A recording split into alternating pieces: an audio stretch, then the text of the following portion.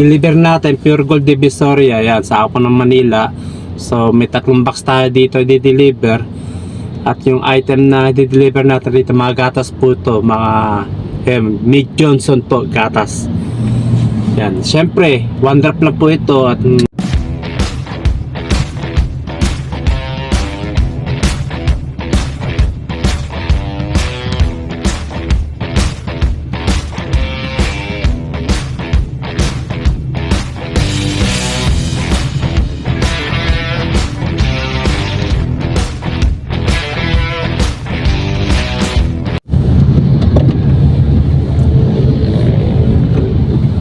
okay guys, good morning. Time check 8:22 ng umaga. Bali may delivery ho tayo dito sa may tracking. Yan. At yung area po na pagdi-deliver ho natin dito sa may Manila. Yan, sa may Divisoria po. Sa store ng Pure Gold Divisoria. Diyan po tayo mag-deliver. Yan, park ko sa tabi. Dito muna tayo sa gasolina kasi ihi ako eh.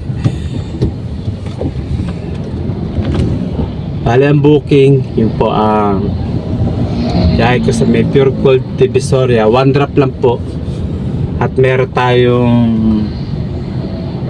3 box na i-deliver dito. Mga gatas po to. Mead Johnson.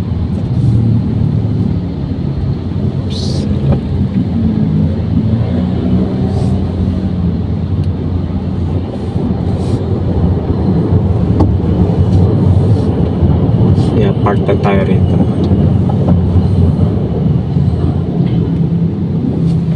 Okay, bali deliver natin Pure Gold Divisoria, yan, sa ako ng Manila.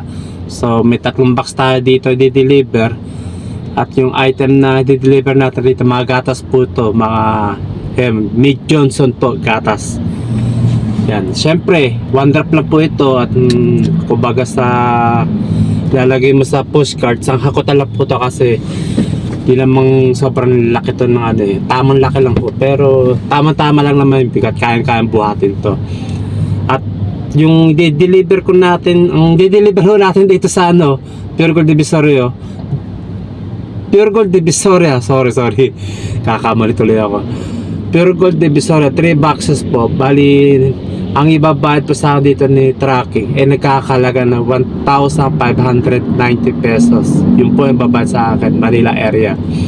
Kasi kahit na one drop po itong dala ko, biyahe ko, itong deliver ko, excuse, may buo pa rin po bayad sa akin ni tracking. Kasi minimum 3 drops po kami rito eh. So itong biyahe ko, one drop lang po. So buo pa rin po bayad sa akin ni tracking. Kahit sabi mo 2 drops, yan, yung sabi ko minimum 3 drops di po ba. Itong biyahe ko 1 drop lang. So buo pa rin po talaga bayad sa akin ni tracking. Nagkakalaga ng 1,590 pesos. So 10 pesos na lang, 1,600 na di po ba. Pero okay lang, at least may biyahe tayo. Okay, pakita ko sa inyo mga kaibigan, makasama yung 3 box na Mead Johnson ang i-deliver ko sa store ng Pure Gold Divisoria. Ito pa sa may compartment yung papakita ko sa inyo.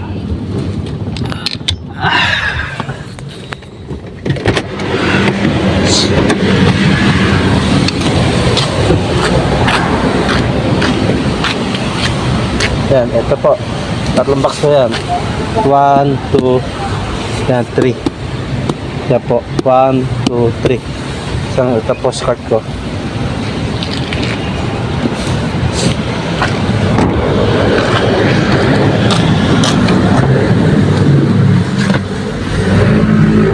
Nakatawa na nyo, 3 box po siya ng Mead Johnson. So kaya naman buhat, magana naman po yun.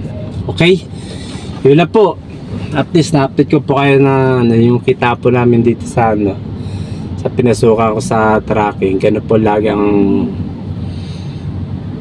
kitaan dito.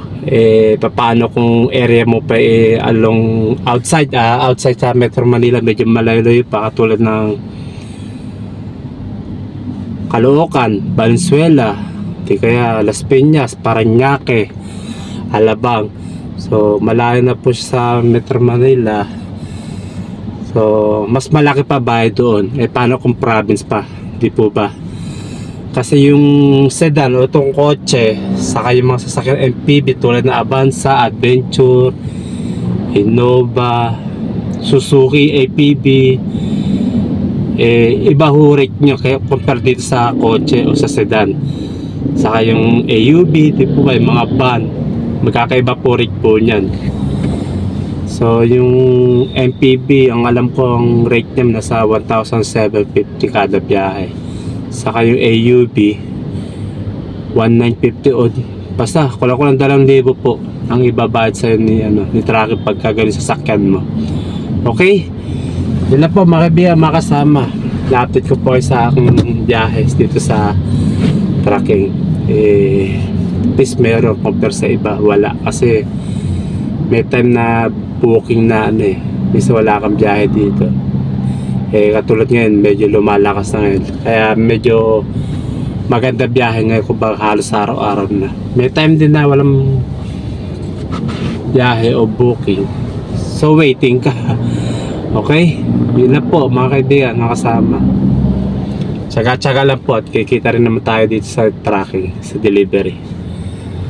Kayo, baka ibig ho ninyo, magtanong-tanong po sa mga kakalat kasama ho ninyo. Baka may alam tungkol sa tracking.